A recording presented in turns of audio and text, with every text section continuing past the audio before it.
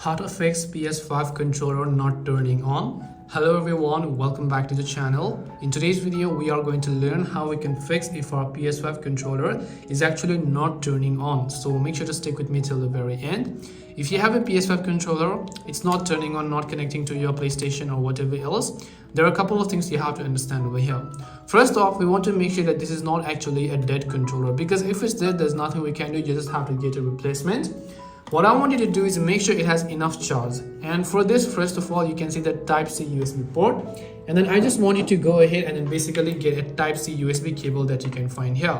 As you can see, this is a Type-C USB cable. I want you to simply connect it over here, one end.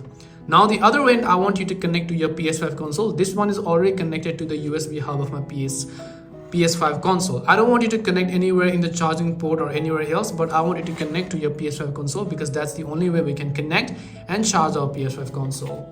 Now once we've done that, in order to make sure that our PS5 controller is basically charging, we'll see a light blink up, but not this blue light, but instead an orange light, right? So you'll be able to see an orange light blink up over here. I'm not sure if it's visible in the camera. Between those lines, you'll be able to see an orange light that indicates that our PS5 controller is basically charging. In my case, it's already charging and my controller is working just fine, but if not in yours, then just make sure about that and you should be good to go from there onwards.